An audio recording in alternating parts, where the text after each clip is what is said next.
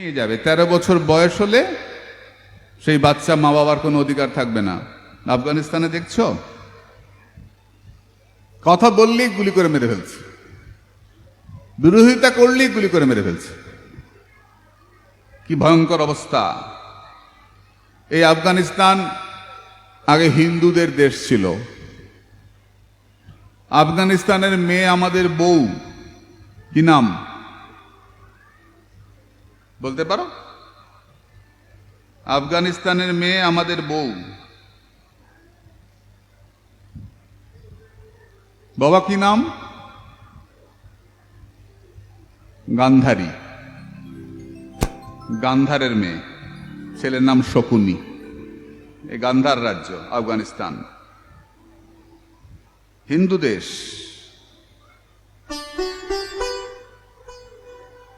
আজকে অবস্থা দেখছো, তার জন্য কারা দায়ী? আমরা হিন্দুরাই দায়ী। এত লোক বসে আছে আমার সামনে, একজন বলতে পারলে না কালকে যে ভারতবর্ষ মানে কি। এটা আমাদের লজ্জা। খাওয়ার প্যান্ডেলে দেখো হাজার হাজার লোক, কিন্তু দেশের অর্থ কি, ভারতবর্ষ নামের অর্থ কি, এটা আমরা বলতে পারি না কেউ। এই জাতি বাঁচবে না মরবে? অথচ মোগল বংশের নাম মুখস্থ বলতে বলো, ছোটবেলা থেকে মুখস্থ করেছি। বাবার হইল আবার জ্বর, সারিল ঔষধে। বাবর, আকবর মুখস্থ করেছি। যে জাত নিজের বংশের কথা বলতে পারে না,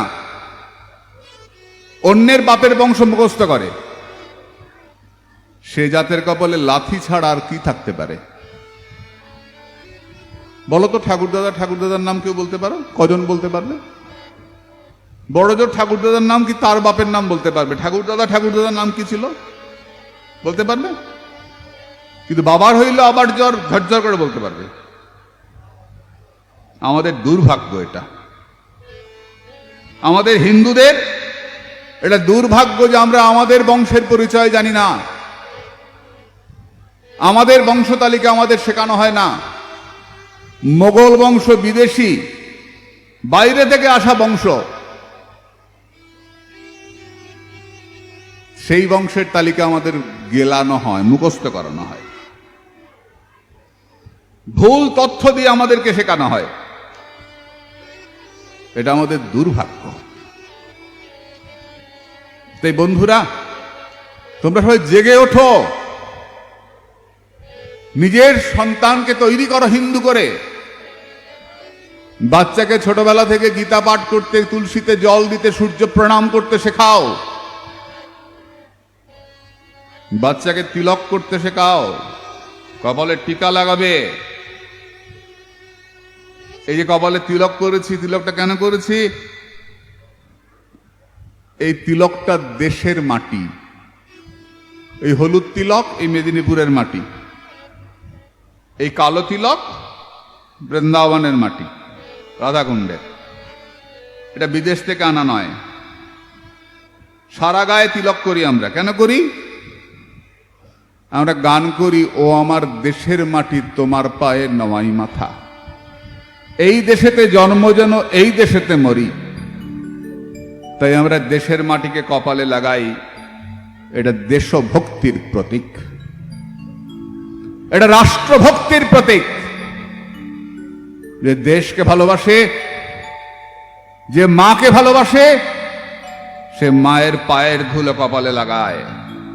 এই জন্য আমাদের কোনো শুভ কাজে বাইরের কোনো বড় মানুষ আসলে দেখবে আগে কপালে টিকা দিয়ে দেওয়া হয়।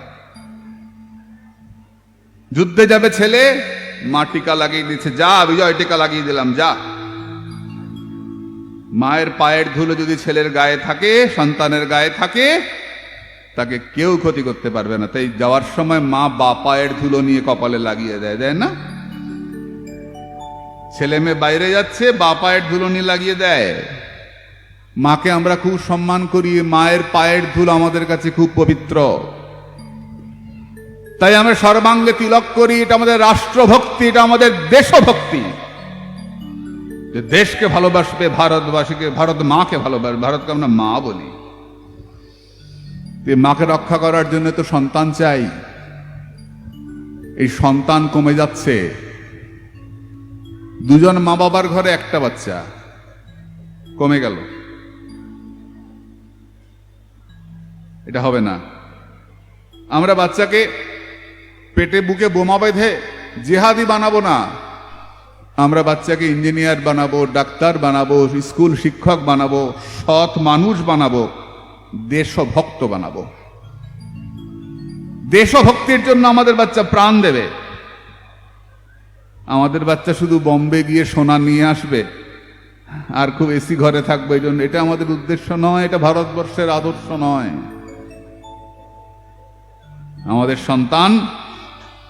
আমাদের সন্তান ভারত মাতার পূজারী হবে, হিন্দু ধর্মকে রক্ষা করবে। দেখো আমাদের ধর্ম কিন্তু কমছে। আফগানিস্তান হিন্দু রাষ্ট্র আজকে শেষ, পাকিস্তান, বাংলাদেশ সব শেষ।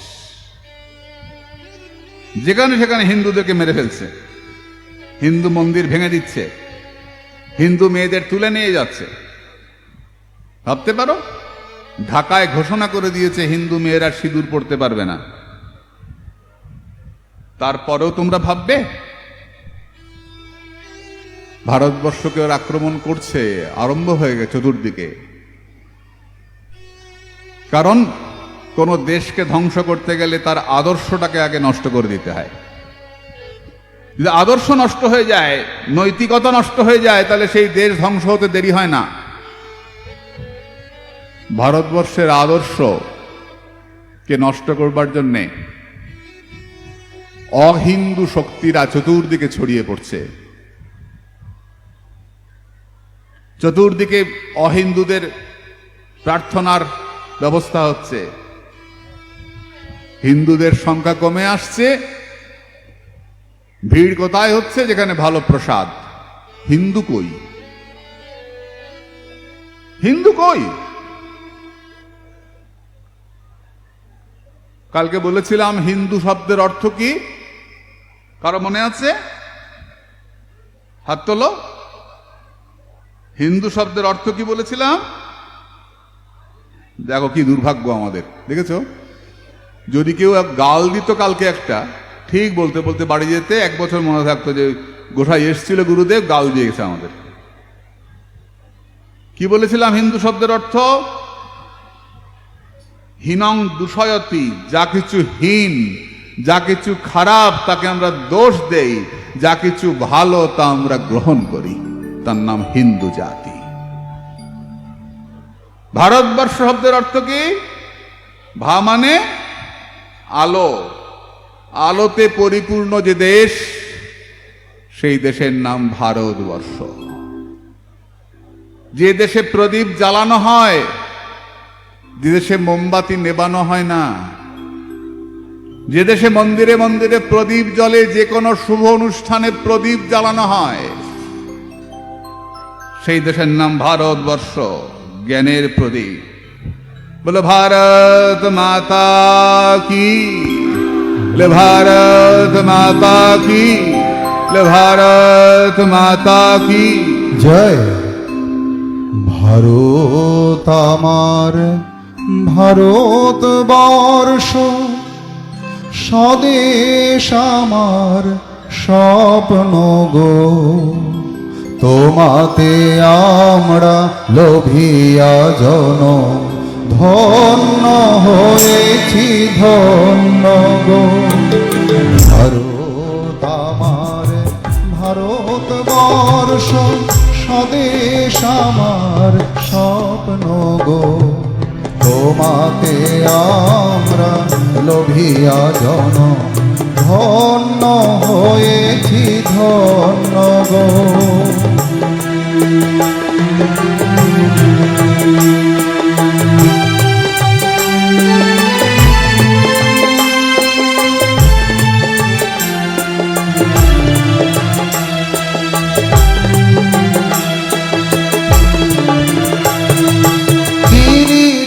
ধারিণী তুষার শৃঙ্গে, সবুজে সাজানো তোমার দেশ। কিরীট ধারিণী তুষার শৃঙ্গে, সবুজে সাজানো তোমার দেশ। তোমার উপমা তুমি, তোমার উপমা তুমি, তোমার রূপের নাই শেষ। সঘন গহন তমসা সহসা আসে যদি নেমে আকাশে মোর, হাতে হাত রেখে মিলি একসাথে আমরা আনিব নতুন ভোর। ভারত আমার ভারতবর্ষ, স্বদেশ আমার স্বপ্ন গো।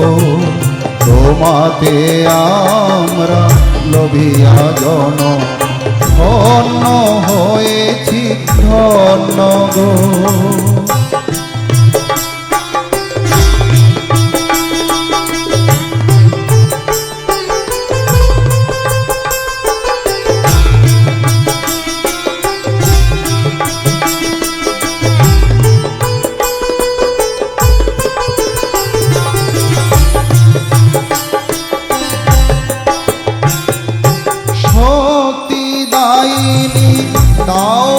শক্তি ঘুচাও দীনতা ভিরয়াবেশ। শক্তি দায়িনী দাও মা শক্তি ঘুচাও দীনতা ভিরয়াবেশ। আধার রজনী ভয় কি জননী, আধার রজনী ভয় কি জননী। আমরা বাঁচাবো এ মহাদেশ। রবীন্দ্রনাথ বিবেকানন্দ বীর সুভাষের মহান দেশ। নাহিকো ভাবনা করি না চিন্তা, হৃদয়ে নাহিকো ভয়ের লেশ। ভারত আমার ভারতবর্ষ, স্বদেশ আমার স্বপ্ন গো। তোমাতে আমরা লোভিয়া জনম, ধন্য হয়েছি ধন্য গো। ধন্য হয়েছি ধন্য গো, ধন্য হয়েছি ধন্য গো। বলো ভারত মাতা কি, বলো ভারত মাতা কি, বলো গো মাতা কি, বলো শিব শঙ্কর ভগবান কি, ভোলে বাবা কি, বলো হর হর মহাদেব। এই ভারত মাতার পূজন বলেছিলেন না যে আগামী 50 বছর ভারত মাতাই হউন আমাদের আরাধ্য দেবতা। বন্ধুগণ, মায়েরা, একটা জাগরণ আসছে, এখন একটা জাগরণ আসছে, আমরা জাগরণে সামিল হই। হিন্দু ধর্মের একটা জাগরণ আসছে, আমরা জাগব, আমাদের দেশকে আমরা রক্ষা করব। তাই আমরা এই দেশে থাকব, আমরা যা কিছু ভালো তা গ্রহণ করব, যা কিছু খারাপ তা বর্জন করব। যার কাছে যা ভালো পাবো তা গ্রহণ করব, যা কিছু খারাপ তা ছেড়ে দেব। অবধূতকে জিজ্ঞাসা করলেন, তুমি কার কাছে কি শিখেছ? অবধূত বললেন, পৃথিবী, বায়ুর, আকাশ, আপ, অগ্নিশ, চন্দ্রমা, রবি, কপত, অজগর, সিন্ধু, পতঙ্গ, মধুকিত, গজঃ, মধুহা, হরিণ, মীন, পিঙ্গলা, কুরর, অর্ভক, কুমারী, শরকৃত, সর্প, উর্ণ, নাভি, সুপেশকৃত। আমি 24 জনের কাছ থেকে শিখেছি। প্রথম গুরু আমার পৃথিবী। পৃথিবী কি করে? পৃথিবীর কাছ থেকে আমরা ধৈর্য গুণ শিখেছি, ধৃতি, ক্ষমা, দম, স্তেয়ম, শৌচম, ইন্দ্রিয় নিগ্রহ। মনুষ্যত্বের লক্ষণ বললেন যে হাত পা থাকলেই মানুষ হয় না। মনুষ্যত্বের প্রথম লক্ষণ ধৈর্য। চট করে মনটা অস্থির হবে না, চট করে মাথা গরম হবে না, মারো কাটো শেষ করে দাও না, এটা হিন্দু ধর্মের লক্ষণ বলেন নাই, এটা মনুষ্যত্বের লক্ষণ বলেন নাই। আমার ধর্মই তোমাকে মানতে হবে, না হলে মাথা কেটে ফেলা হবে, হয় মানো না হলে মরো। আমাদের এগুলো বলা হয় না, আমাদের বলা হয় তুমি যেমন ইচ্ছা চলো। যদি তুমি মূর্তি মানো তুমি হিন্দু, মূর্তি মানো না তুমি হিন্দু। তুমি সাকারকে বিশ্বাস করো হিন্দু, নিরাকারকে বিশ্বাস করো হিন্দু, যে কোনো কিছু একটা মানো তুমি হিন্দু। কত পথ, যে কোনো পথে তুমি অগ্রসর হও। তোমাকে কালী মানতেই হবে, তোমাকে কৃষ্ণ মানতেই হবে, তোমাকে রাম মানতেই হবে, নালে কেটে ফেলবো। খালি মারো কাটো খুন করো ধর্ষণ করো অত্যাচার করো। দেখো না সারা পৃথিবী জুড়ে শুধু মারামারি কাটাকাটি, ভয়ঙ্কর ব্যাপার। ভারতবর্ষে এখনো অতটা হচ্ছে না কেন? এখনো হিন্দু বেশি আছি আমরা, তার জন্য। তাও অনেক কমে গেছি। স্বাধীনতার সময় ছিলাম 90 ভাগ, এখন হচ্ছে 70 ভাগ। 70 ভাগ আছি বলে এখনো আমরা ভদ্রলোকের জাত। তো হিন্দু জাতিটা ভদ্রলোক কি করে, নিজেও ভালো থাকে, পাশের বাড়িকেও ভালো রাখে। আর অভদ্র হলে কি করে, বাড়ির সব ময়লা নিয়ে পাশের বাড়িতে ফেলে, লাগালাগি করে, দুষ্টামি করে। সমাজ মানুষ তৈরি করে। তো দেখবে আমরা বাড়ি কিনতে গেলে খোঁজ করি পাড়াটা কেমন রে, বলে খুব ভদ্রলোকের পাড়া, সব শিক্ষিত লোক, স্কুল মাস্টার, ঠিক আছে ওখানে জমি কেন। আর যদি দেখি না অসভ্য মদের দোকান আর এসব নোংরামি, বলি না কিনিস না বাবু, বাজে পাড়া, বলি না আমরা। তো ভদ্রলোক হিন্দু কাকে বলে? যারা ভদ্রলোক, ভদ্র জাতি। তুমি তোমার থাকো, আমি আমার থাকি, কেউ কাউকে বিরক্ত করে না। আর অসভ্য জাত হলে আমার বাড়ির ময়লাটা তোমার বাড়ি ফেলবো, তোমার বাড়ি শঙ্খ বাদলে আমার অসুবিধা, তোমার বাড়ি কাশির বাড়ি পড়লে আমার অসুবিধা, তোমার বাড়ি তোমার খাত অসুবিধা, আমার সব অসুবিধা। আমি কি করলে তোমার কি সেটা না, আমার জন্য তোমার কোনো অসুবিধা হচ্ছে কিনা, তোমার জন্য অসুবিধা, সব ব্যাপারে অসুবিধা। আপত্তি করে, অত্যাচার করে, অসভ্য জাত, অত্যন্ত অসভ্য। হিন্দু জাতি সভ্য জাতি, ভদ্রলোক ধর্ম। তাই আমাদের হরিসভায়, আমাদের ধর্মসভায় কালীও থাকেন, কৃষ্ণও থাকেন, শিবও থাকেন, হনুমানজিও থাকেন, আমাদের কোনো সমস্যা হয় না।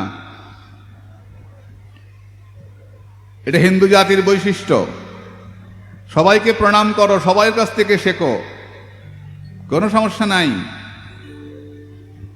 আমাদের জাতির কথা বলে সাধু দেখলেই প্রণাম করো, মানুষ দেখলেই তার মধ্যে ভগবান আছেন চিন্তা করো। জীবে সম্মান দিবে জানে কৃষ্ণ অধিষ্ঠান। শুধু মানুষ নয়, কুকুর চণ্ডালকে প্রণাম করতে বলেছেন। দণ্ডবৎ করিবে বহু মান্য করি, এটা একমাত্র হিন্দু জাতি বলে। সব পশু পাখিকে একমাত্র হিন্দু জাতি প্রণাম করে, করে না? কালকে আমরা আলোচনা করেছি, হিন্দু জাতি একমাত্র জাতি সমস্ত পশু পাখিকে প্রণাম করে। পোকা মাকড় সাপ কাল তেঁতুল বিছা থেকে আরম্ভ করে যত পশু পাখি সব হিন্দু জাতি প্রণাম করে। হিন্দু জাতি বলে যত্র জীব তত্র শিব, যত্র নর তত নারায়ণ। ভদ্রলোকের ধর্ম সবাইকে সম্মান করতে শেখায়। আমার ধর্মের না হলেই তাকে তরোয়াল দিয়ে হত্যা করো, আমার ধর্মের না হলেই সেই মেয়ে লোককে ধর্ষণ করো। একমাত্র আমার ধর্মই থাকবে, আর কোনোটা থাকবে না। এটা উগ্রবাদ, অসভ্য এরা। হিন্দু ধর্ম একমাত্র বলে সেন্নন্তু বিশ্বমৃতস্য পুত্রা, যেখানে অন্যরা বলে অল আর সিনার্স, সব পাপী, আমরা সবাই পাপের মধ্যে রয়েছে, অনাদিকালের একটা পাপ আমাদের ঘিরে আছে। সেখানে আমাদের হিন্দু ধর্ম বলে না, কেউ পাপী নই আমরা। জীবের স্বরূপ হয় নিত্য কৃষ্ণ দাস। সেন্নন্ত বিশ্বমৃতস্য পুত্রা, আমরা সকলে অমৃতের পুত্র, সকলে তার কাছ থেকে এসছি, আমরা সকলেই ব্রহ্ম। ভেদাভেদ তত্ত্ব চৈতন্য মহাপ্রভু। অভেদ কি? তিনিও ব্রহ্ম, আমিও ব্রহ্ম। ভেদ কি? আলাদা কোথায়? তিনি পূর্ণ, আমি অনু, এটাই ভেদ। অভেদটা কি? তিনিও ব্রহ্ম, আমিও ব্রহ্ম, তারই অংশ আমি। আগুনের থেকে আগুনই আসে। আমাদের ধর্ম বলে সর্বে সন্তু নিরাময়া, কখনো বলে না যে হিন্দুরা ভালো থাকো আর সব মরে যাও। সর্বে সন্তু নিরাময়া, সবাই ভালো থাকো, সবাই সুখী হও, সবাই ভালো দেখো, সবাই ভালো শোনো, সবাই সবাই সবাইকে নিয়ে ধর্ম আমাদের হিন্দু ধর্ম। তাই ভাই, আমাদের ধর্ম সম্বন্ধে জানতে হবে তো, কেউ প্রশ্ন করলে উত্তর দিতে হবে তো। আমাদের খারাপ দিক কোনটা? আমরা ছোটবেলা থেকে ধর্ম শেখাই না, এটা আমাদের খারাপ দিক। আমরা ছোটবেলা থেকে বাচ্চাকে কম্পিউটার শেখাই, ইংরাজি শেখাই, টাকা রোজগার করতে শেখাই। আমরা বিদ্যালয়ে যেতে শেখাই, কিন্তু দেবালয়ে যেতে শেখাই না। দেবালয়ে গিয়ে কি হবে? এই মন্দিরটা না করে এখানে একটা স্কুল করলে হতো। এত লক্ষ কোটি টাকা দিয়ে এই মন্দিরটা তৈরি হয়েছে, বহু টাকার মন্দির, এখানে একটা স্কুল তৈরি করা যেত। তো এই মন্দির তৈরি করে কি লাভ? দেবালয় না করে বিদ্যালয় করলে হতো। বিদ্যালয়ে যাবে কেন? কেন যাবে বিদ্যালয়ে? শিক্ষিত হবে। শিক্ষিত হয়ে কি করবে? ভালো চাকরি পাবে, ব্যবসা করবে, যাই করো, জীবিকা অর্জন করবে। জীবিকা অর্জনের জন্য আমরা বিদ্যালয়ে পাঠাই। আর দেবালয়ে পাঠাবো কেন? জীবনধারাকে তৈরি করার জন্য। জীবনকে তৈরি করবার জন্য দেবালয়, আর জীবিকা অর্জনের জন্য বিদ্যালয়। বিদ্যালয়ে গেল, শিক্ষিত হলো ছেলেটা, খুব বড় অফিসার হলো, লক্ষ লক্ষ টাকা ঘুষ খায়, যাকে ভালো লোক বলবে? ভদ্রলোক বলবে? প্রচুর শিক্ষিত হয়েছে, বড় বিদ্বান, কিন্তু ঘুষ খেয়ে বিরাট বাড়ি বানাচ্ছে, চুরি করে। শিক্ষিত হয়েছে কিন্তু মানুষ হয় নাই। মানুষ হতে হলে কি করতে হবে? বিদ্যালয়ের সঙ্গে সঙ্গে তাকে দেবালয়ে নিয়ে যেতে হবে, দেবালয় পরিক্রমা করাতে হবে, দেবালয়ে প্রণাম করতে শেখাতে হবে, দেবতার প্রতি শ্রদ্ধা শেখাতে হবে। তবে জীবিকাও হবে, জীবনটাও সুন্দর হবে। তাই যেমন বিদ্যালয় তৈরি করার প্রয়োজন, তেমনি দেবালয় তৈরি করার প্রয়োজন। বিদ্যালয় যেমন সন্তানকে পাঠাবে, শিক্ষিত করবে, এটা জাগতিক শিক্ষা। আর পারমার্থিক শিক্ষা লাভ করতে হলে তোমাকে দেবালয়ে যেতে হবে, তোমার চরিত্রকে তৈরি করবে। ঘুষ খাওয়া পাপ, এটা শিখতে হলে তোমাকে বিদ্যালয় নয়, দেবালয়ে যেতে হবে। সেখানে সাধু মুখে তুমি শুনবে ঘুষ খাওয়া পাপ, চুরি করা পাপ। তুমি চুরি করবে না, তোমার মধ্যে পাপ বোধ আসবে। পাপ উঠে গেলে সমাজ ধ্বংস হয়ে যাবে। পাপ আবার কি? কি হয়? পাপ সমাজ ধ্বংস হয়ে যাবে। পাপ বোধ আমাদের সমাজকে সুরক্ষিত রাখে। এইটা করিস না, পাপ। সেই পাপ করা থেকে বিরত হবে। পাপ কাকে বলে? শাস্ত্র বিগর্হিত কর্ম। যেটা শাস্ত্রে করতে না করেছেন সেটা করার নাম পাপ। শাস্ত্র বলেছেন চুরি করা পাপ, ব্যাস, তুমি চুরি করবে না, পাপ। মিথ্যা কথা বলা পাপ, মিথ্যা বলবে না। আর কোথায় কোথায় মিথ্যা কথা বলা যাবে সেটাও শাস্ত্র বলেছেন। শাস্ত্রে সব বলা আছে। বলে কোথায় উসুল পাবে তুমি? দেবালয়ে যেতে হবে। এগুলো বিদ্যালয়ে পড়া হবে না। এগুলো জানতে হলে তোমাকে দেবালয়ে যেতে হবে, সাধুর কাছে যেতে হবে। আগে লোকের সাধুকে দেখলে বাচ্চাদেরকে সাধুর চরণে প্রণাম করাতো। এখন উল্টো হয়ে গেছে, সাধুকে দেখিয়ে ভয় পাওয়ায়। এই ওই সাধু এসছে, ধরে নিয়ে যাবে, খা বলছি। বাচ্চা সাধুকে দেখে ভয় খেতে আরম্ভ করে। আগে সাধু ছিলেন প্রীতিজনক, এখন হয়েছেন ভীতিজনক। আগে সাধুকে দেখিয়ে মায়েরা বাবারা বাচ্চাদের সাধুর কাছে পাঠিয়ে দিতেন, গুরুকুলে পাঠাতেন না? জন্মের পর গুরুকুলে যেতে ছেলেরা, গুরুকুলে গিয়ে গুরুদেবের কাছে বিদ্যা শিক্ষা করত। সবাই কি বুদ্ধিমান ছিল? না। গুরুর আশীর্বাদে মঙ্গল হতো। একটা ছেলে গুরুদেবের কাছে গেছে, গুরুদেব বলছে, নাই তুই আমার জন্য কি করতে পারিস? গুরুদেব তুমি যা বলো তাই করতে পারি। গুরুদেব একদিন বলছেন, শোন কি বলে, আমার ছেলেটাকে জলে ফেলে দিত। যেই গুরুদেব বলেছেন, ও গিয়ে গুরুদেবের ছেলেটাকে, গুরুপুত্রকে ছুড়ে জলে ফেলে দিয়েছে। গুরুদেব বলেছে, গুরুদেব যা বলে তাই করে।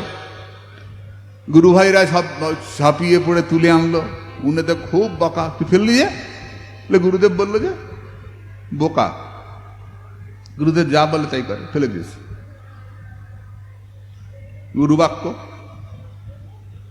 আর একদিন গুরুদেব বলছে, শোন আমার ঘরে আগুন দিত, আমার সত্যি সত্যি আগুন দিয়ে দিয়েছে, দাউ দাউ করে আগুন জ্বলছে গুরুদেবের সেই কুটিরে।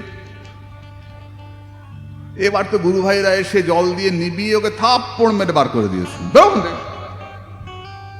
ভোদাই একটা তো কানতে কানতে চলে গেছে। ওই একবার করে আসে, গুরুদেবকে প্রণাম করে চলে যায়, আর আশ্রমে থাকে না। গুরু ভাইরা মারে আসে। তো দেখতে দেখতে গুরুদেবের যাবার সময় এসে গেছে। গুরুদেব চলে যাবেন, শেষ শয্যায় শুয়ে আছেন। এবার শিষ্যরা ভিড় করছে। তো প্রধান প্রধান শিষ্যরা আসছে। গুরুদেব কাউকে জপের মালা, কাউকে চাদর, যেমন যেমন দিয়ে দিচ্ছেন, যাও নিয়ে যাও। সবাই সব নিয়ে চলে গেছে। তারপর ওই বোধাইটা এসছে একদম শেষে, প্রণাম করে দাঁড়িয়ে আছে। গুরুদেব বলছেন, তোর কি লাগে?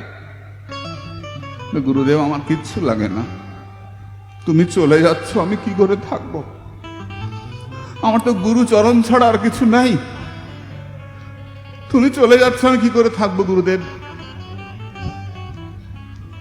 না, হ্যাঁ রে, আমি তো সবাইকে সব দিয়ে দিয়েছি, একটা জিনিস এখনো কাউকে দেই নাই, আমার আশীর্বাদটা কাউকে এখনো দেই নাই। যা, আমি তোকে প্রাণ ভর আশীর্বাদ করলাম, জগৎগুরু গোবিন্দ তোর শিষ্য হবে, তুই গুরুর গুরু হবি, যা। তুই তো বোকা, তোর তো বুদ্ধি নাই, তুই তো গুরুবাক্য মানিস, শুধু আর কিছু জানিস না, যা, তুই জগৎগুরুর গুরু হবি, যা। গুরুর আশীর্বাদে ওই বোকা ছেলেটা পরবর্তীকালে তৈরি হলেন সান্দীপনী মুনি।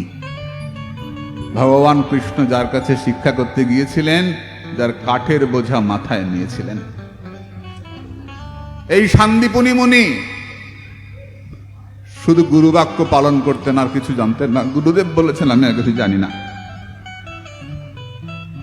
এই গুরুর প্রতি তীব্র নিষ্ঠা, এই গুরুর প্রতি তীব্র নিষ্ঠা আমাদেরকে ঈশ্বরের কাছে নিয়ে যায়। মানতে লাগবে।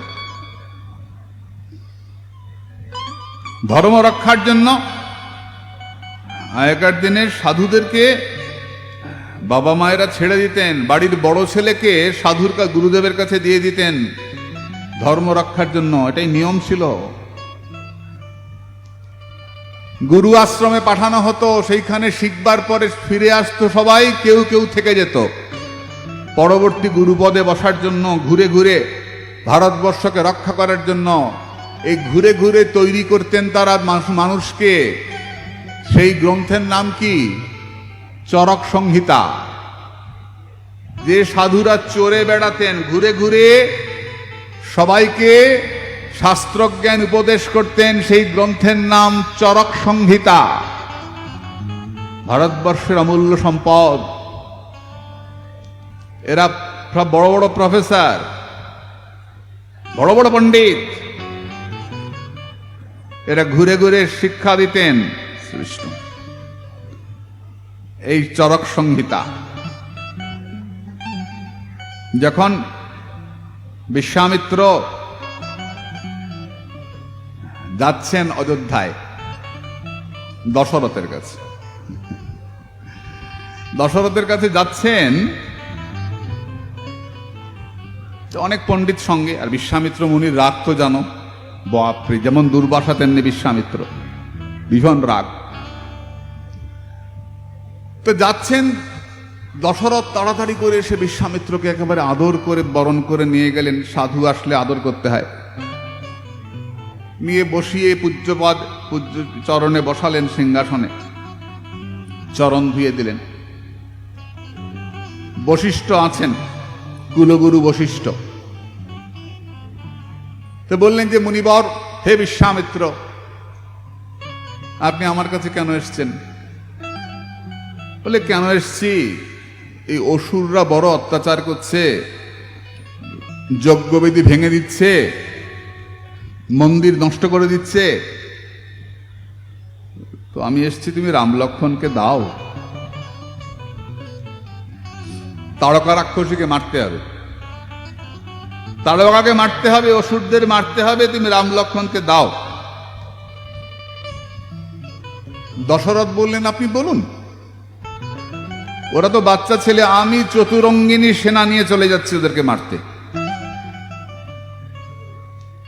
অশ্বারোহী, গজারোহী, রথারোহী, পদাতিক, 4 রকমের সেনা হয় না? হাতি চড়ে যুদ্ধ করে, ঘোড়া চড়ে যুদ্ধ করে, রথে চড়ে যুদ্ধ করে, হেঁটে হেঁটে যুদ্ধ করে। চতুরঙ্গিনী সেনা। চতুরঙ্গিনী সেনা নিয়ে চলে যাচ্ছি ওদেরকে মারতে, আপনি শুধু বলুন কোথায় ওরা। বিশ্বামিত্র বলছেন, দশরথ, তোমাকে লাগবে কেন? আমি একাই তো ওদের মারতে পারি। এক অভিশাপ দিয়ে সব কটাকে মেরে দেবো, পুড়িয়ে ছাই করে দেবো। আমি তপস্বী বিশ্বামিত্র, তপশক্তি আছে আমার, এক অভিশাপ দিয়ে শেষ করে দেবো। তাহলে রাম লক্ষ্মণকে নেবেন যে? বলে, আমি ওদেরকে মারতে আসি নাই, ওদেরকে তাড়তে এসেছি। মারবো না, তারণ করে দেব, ভবসাগর পার করতে পারব। ভবসাগর পার করতে তো আমি পারি না। কে পারে? তোমার 2 ছেলে রাম লক্ষ্মণ পারে। রামের হাতে ওরা মরে, তাহলে শুধু মরবে না, তোরেও যাবে, ভবসাগর পার হয়ে যাবে। দশরথ ভাবছেন 2টা বাচ্চাকে নিয়ে যাবে রাম লক্ষ্মণকে, বাপের মন তো, কষ্ট হচ্ছে। তো বশিষ্ঠকে বলছেন যে, হে গুরুদেব, বিশ্বামিত্র এরকম বলছেন, যদি না করি তাহলেও তো সমস্যা। রাগ করে সাধু যদি অভিশাপ দিয়ে দেয়, কি করা যায়? বশিষ্ঠ বলছেন, দশরথ, তোমার কি সন্তান ছিল? না। সন্তান কোত্থেকে জন্মালো? যজ্ঞ থেকে জন্মালো। অন্ধমুনি অভিশাপ করলেন, তারপরে যজ্ঞ হলো, যজ্ঞ থেকে 4 ছেলে জন্মালো। যজ্ঞ থেকে তুমি 4 ছেলেকে পেয়েছো, আর সেই যজ্ঞবিধি রক্ষার জন্য 2টো ছেলেকে দিতে পারবে না? 4 ছেলেকে চান নাই, 2 ছেলেকে চেয়েছেন। যজ্ঞবেদী থেকে 4 ছেলে তুমি পেলে, রাম, ভরত, লক্ষ্মণ, শত্রুঘ্ন, আর তুমি যজ্ঞবেদী রক্ষার জন্য 2 ছেলেকে দিতে পারবে না? তো দশরথ বললেন যে বেশ, আপনি 2 ছেলেকে নিয়ে যান। বশিষ্ঠ বললেন, তুমি বললে তো হবে না। কেন? রাম লক্ষ্মণ তো শুধু তোমার নয়। কার? বলে, সকলের। ভক্তের জন্য রাম লক্ষ্মণ, তোমার জন্য রাম লক্ষ্মণ। আমরা কৌশল্যা, মায়ের আদেশ না নিয়ে যাবে? আমাদের দেশে তো মাকে প্রণাম না করে কোথাও যায় না। এটা হিন্দুস্তান, হিন্দু ধর্মের দেশ। আমাদের দেশে তো মাকে প্রণাম করবে আগে, তারপর বাবাকে প্রণাম করবে। তোমার আদেশ নিয়ে যাবে কেন? মা কি দোষ করলো? বিশ্বামিত্রকে বললেন যে তাহলে মার প্রণাম করে আসুক ওরা মাকে। মাকে প্রণাম করে আসুক, তবে কি রওনা হবে যুদ্ধে। বিশ্বামিত্র মনে মনে ভাবছেন, এই রে, মা যদি কেঁদে পড়ে, না না আমার ছেলেকে ছাড়বো না, আমার বেটা যাবে না, তাহলে তো হয়েছে। বাবাকে তো মানানো গেল, মা যদি ডেকে যায় দেবো না, তাহলে কি হবে? বশিষ্ঠ, আপনি বলুন, ওকে যাবে মায়ের কাছে? মা যদি না করে যে না, যুদ্ধে যাবে না, তাহলে কি হবে? বশিষ্ঠ বলছেন, সব কিছু যেতে পারে, কিন্তু সংস্কার যেন নষ্ট না হয়। আমাদের ভারতবর্ষের সংস্কার মাকে প্রণাম করে যাওয়া। যে কোনো শুভ কাজে, যে কোনো ভালো কাজে বাইরে বেরোতে হলে মা আসি, অমা আসি, অমা আসি, মা বলবে হ্যাঁ যা, তবে গিয়ে ছেলে বেরোবে।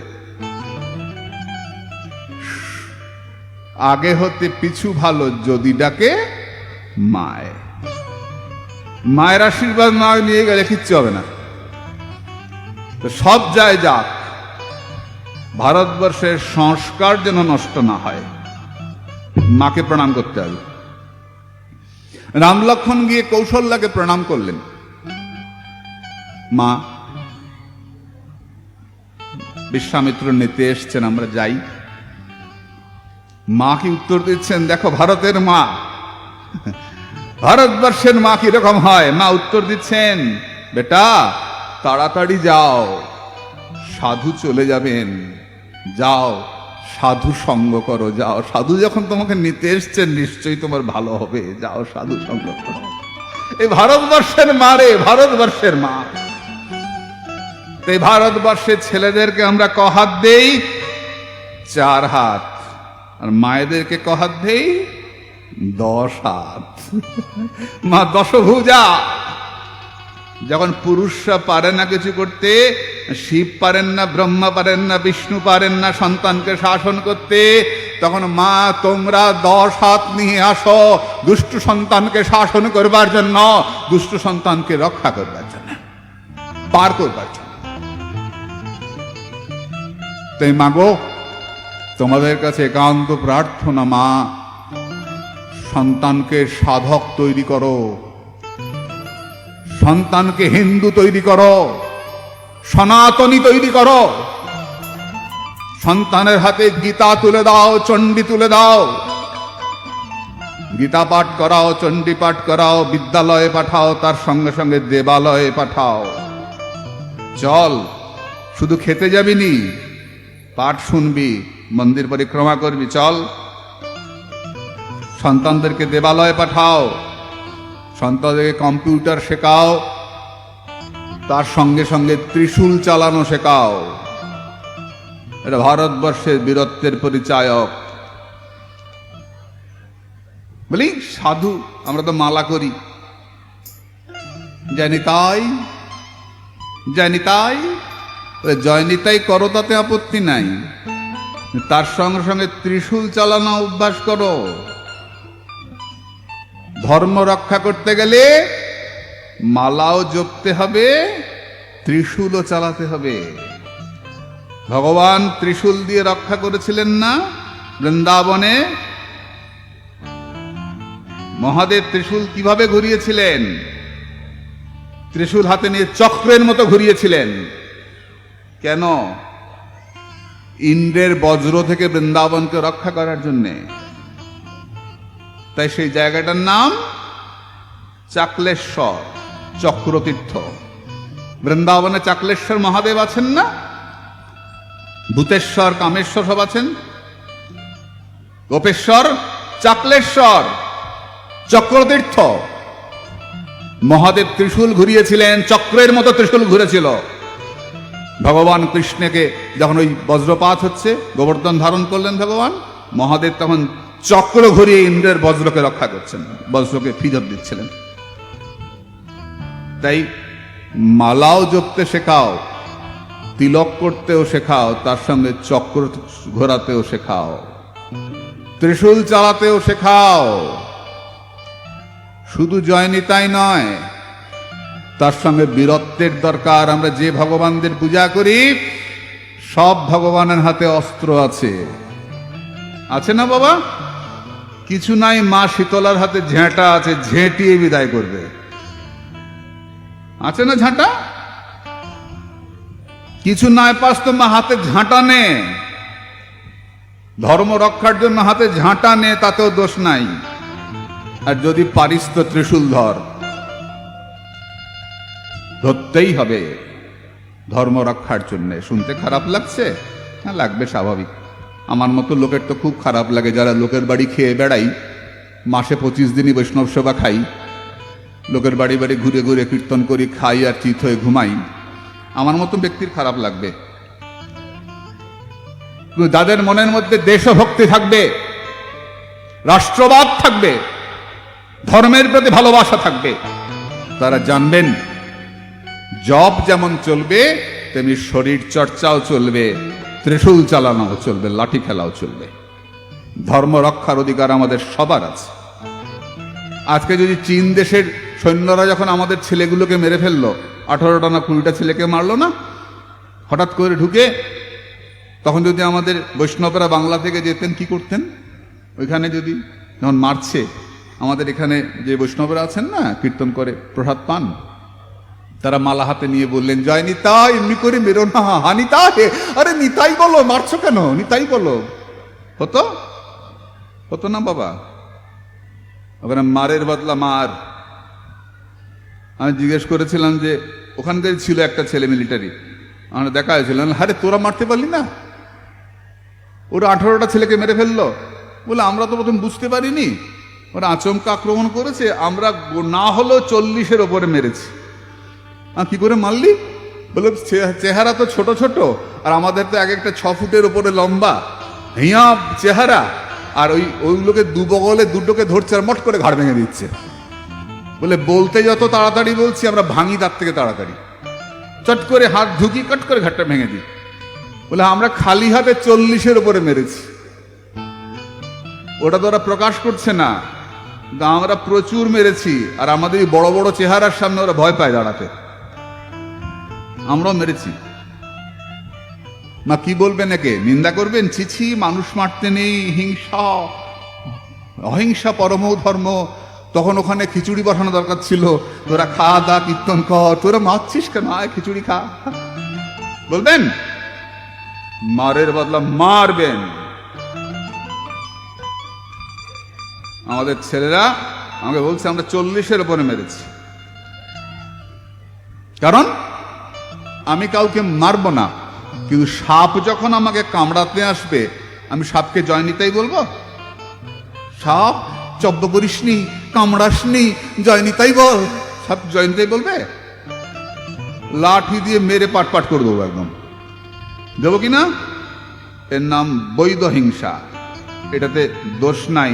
অর্জুন বললেন আমি মারতে পারবো না। আমরা অনেকেই বলি আর ভগবান যা করবেন, ভগবান করবে না, নাহলে অর্জুনকে যুদ্ধ করতে হতো না। ভগবান সঙ্গে ছিলেন, যুদ্ধটা অর্জুনকেই করতে হয়েছে। ভগবান ঠেকা পড়ে নাই তোমায় কেউ দিয়ে করাবার না, তিনি যবে করাবেন। ফাঁকিবাজির এক শেষেরা, শুধু লোকের বাড়ি খেয়ে বেড়াবার ঠান্ডা। তিনি যবে করাবেন, কই নিজের ব্যাংকে যখন টাকা রাখো তখন তো তিনি করান না। তার ইচ্ছাতেই হবে, তার ইচ্ছাতেই অস্ত্র ধরো, ওটো, খালি খেয়ে বেড়াবার ধান্দা। তিনি যবে করাবেন আবার কি? এগুলো সম্পূর্ণ চালাকি। অর্জুন যখন বললেন আমি যুদ্ধ করব না, কৃষ্ণ বললেন ওঠো, যুদ্ধ করো, আমি বলছি করো, মারো ওদেরকে। যুদ্ধ করেছিলেন অর্জুন, সাথে আছে ভগবান, হবে জয়। তাই মাগো, তোমাদের উপর সমাজের অনেক বড় দায়িত্ব। বাবারা তো রোজগার করেন, ঘুরে বেড়ান, ঠিক আছে, সন্তানকে মায়েরাই বেশি তৈরি করেন। তাই মাগো, তোমাদের যে সন্তানকে হিন্দু বানাতে হবে, ধর্মযোদ্ধা বানাতে হবে, ধর্ম রক্ষক বানাতে হবে, ধার্মিক বানাতে হবে, মানুষ বানাতে হবে, চোর ডাকাত নয়, মানুষ বানাতে হবে। তো মানুষের প্রথম লক্ষণ ধৈর্য। বলে কৃষ্ণ ধৈর্য ধরেছেন যুদ্ধের সময়? হ্যাঁ ধরেছেন। ভগবান কৃষ্ণ নিজে ভগবান হয়ে কৌরবদের কাছে গেছিলেন না 5টা গ্রাম ভিক্ষা করতে? যার চুড়ি মারলে সব হয়ে যায়, যিনি অর্জুনকে বলছেন আমি মেরে রেখেছি সব, তিনি দুর্যোধনের কাছে গিয়ে বলছেন 5টা গ্রাম দাও, তবু যুদ্ধটা হয় না, তবু আমি ওদেরকে মানিয়ে নেব, 5টা গ্রাম দাও। যখন দুর্যোধন বললেন বিনা যুদ্ধে নাহি দেব সুচাগ্র মেদিনী, একটু একটা সূচের আগায় মাটি দেবো না মশাই, 5খানা গ্রাম। কৃষ্ণ দেখলেন আর উপায় নাই, এবার ডান্ডা লাগাতে হবে। সাম দান ভেদ দণ্ড, শেষে দণ্ডের প্রয়োগ করলেন। প্রথমেই অধৈর্য হন নাই, কম অসভ্যতা করে নাই এরা। বিষ দিয়ে মারবার চেষ্টা করেছে, আগুনে পুড়িয়ে মারবার চেষ্টা করেছে, কি না অন্যায় করেছে, তবু ধৈর্য ধরে আছেন। যুধিষ্ঠির ধৈর্যের মূর্তি। পাণ্ডবেরা বনবাসে গেছেন, কৌরবেরা পাণ্ডবদের দেখিয়ে দেখিয়ে ঢাক ঢোল পিটিয়ে বিরাট ব্যান্ড পার্টি দিয়ে শোভাযাত্রা বেরিয়েছে, দেখ আমরা কত ভালো আছি, তোরা বনে আছিস, দেখ আমাদের, দেখ আমরা আছি। দুর্যোধনের অতি লোভ, হস্তিনাপুরও আমার, ইন্দ্রপ্রস্থ আমার, সব যাচ্ছে। ভীম তো নিষ্পিস নিষ্পিস করছেন, গদা দিয়ে দেব নাকি একটা বাড়ি। অর্জুনের হাতও নিষ্পিস করছে, আমাদেরকে দেখিয়ে যাচ্ছে, দেখিয়ে দেখিয়ে নাচছে। যুধিষ্ঠির চুপ। গেছে গন্ধর্বদের পাশ দিয়ে যাচ্ছে, বাগানে দিয়ে। কি হয়, মানুষ না যখন ক্ষমতা এসে যায় হাতে, মানুষ ভুল করে ফেলে, নিজেকে অনেক কিছু ভাবে, যেই অহংকার আসে অমনি কি হয়, পতন হয়ে যায়। এবার ওদের বাগানে ঢুকে কৌরবেরা ফুল ছিঁড়ছে, ফল ছিঁড়ছে, খাচ্ছে, আরে কে আমাদের কি করে, আমরা তো জিতে গেছি। এসছে, ওরা বেঁধে রেখে দিয়েছে, বেঁধে রেখে দিয়েছে। দুর্যোধন বাধা। দেখো যুধিষ্ঠিরের কত ধৈর্য। যুধিষ্ঠির অর্জুনকে বলছেন, অর্জুন যাও ভাই, কৌরবদের ছাড়িয়ে দাও। দাদা একটু আগে ওরা আমাদেরকে টিটকিরি করে গেল, আমাদেরকে ব্যঙ্গ করে নাচে নেচে নেচে নেচে গেল, আমাদেরকে উপহাস করলে একটু আগে গেল, আর এই কয়েক ঘন্টার মধ্যে তুমি বলছো যে ওদের ছাড়িয়ে নিয়ে আসতে। ভাই যখন আমাদের ঝগড়া হবে তখন ওরা 100 আমরা 5, আর যখন অন্যদের সঙ্গে ঝগড়া হবে তখন আমরা 105। কি চমৎকার কথা দেখুন। ভারতবর্ষে আমরা আমাদের মধ্যে ঝগড়া অশান্তি হতেই পারে, বিবাদ হতেই পারে, বৈষ্ণবের সঙ্গে অন্যান্যদের মতবিরোধ তর্কতর্কি হতেই পারে, কিন্তু যখন অন্যদের সঙ্গে লড়াই হবে তখন আমরা হিন্দু জাতি, এক হিন্দু জাতি, ওঙ্কার, তখন আমরা এক হিন্দু জাতি, তখন আলাদা এ বৈষ্ণব, এ শাক্ত, এ শৈব, ওসব নয়। যে অন্যদের সামনে আমরা দাঁড়াবো, হিন্দু হয়ে দাঁড়াবো, 105। যাও ছাড়িয়ে নিয়ে এসো। ওই অর্জুন ছাড়িয়ে নিয়ে এসেছিলেন। দুর্যোধন অহংকার করে বলেছিলেন, কি দেব, আমার মুকুটটা দিয়ে দেব? কৃষ্ণ বললেন, এখন নিস না, পরে কাজে লাগবে। পরে ওই দুর্যোধনের মুকুটটা পড়ে গেলেন, সেই বানটা নিয়ে আসলেন, মৃত্যুবান, সে ঘটনা আছে। তাহলে ধৈর্য নাই। যুধিষ্ঠিরের ধৈর্য দেখো তো, কৃষ্ণের ধৈর্য দেখো তো, ধৃতি। এই ধৈর্য আমরা শিখেছি কার কাছ থেকে? পৃথিবীর কাছ থেকে। ধৈর্য। সাধক ভেঙে পড়বেন না, সাধক ধৈর্যশীল হবেন। যা হচ্ছে ভগবান করাচ্ছেন, নিশ্চয়ই ভালো হবে। এই পৃথিবী পর্বত রূপা, বৃক্ষ রূপা। পর্বতের কাছ থেকে কি শিখেছি? পর্বত নদীকে জল দিয়ে যায়, নদী তার পরিবর্তে কিছু দেয় না। পর্বত জল দেওয়া বন্ধ করে না, জল দিয়েই যায়, দিয়েই যায়, তাই না মা? হরে কৃষ্ণ। মা ঘুমাস না, সোজা হয়ে বস, আসন করে বস। ও একটা ঘোষণা করে দেই, আমি জানি ঘোষণাটা তোমাদের খারাপ লাগবে, তবু বলে দেই, আগামীকাল কিন্তু প্রসাদ দেওয়া হবে না। আমি জানি কালকে লোকও অনেক কম হবে এই ঘোষণা শোনার পরে। কালকে কিন্তু অন্ন দেওয়া হবে না, কালকে শ্রী একাদশী, একাদশীর যে প্রসাদ সেটাই দেওয়া হবে। আগামীকাল অন্ন দেওয়া হবে না। কালকে যারা ভগবানকে ভালোবাসবেন তারাই পাঠ শুনতে আসবেন, আমি জানি এটা। কালকে একাদশী, হরিবাসর। কালকে একাদশীতে যিনি একাদশী করবেন, হরিতোষানাম, ভগবান তুষ্ট হবেন। আর একাদশী যিনি করবেন না, অন্ন গ্রহণ করবেন, তিনি প্রতি গ্রাসে গ্রাসে সর্বপাপ গ্রহণ করবেন। নভোক্তব্যম নভোক্তব্যম সম্প্রাপ্তে হরিবাসরে, হরিবাসর তিথিতে ভোজন করিবে না।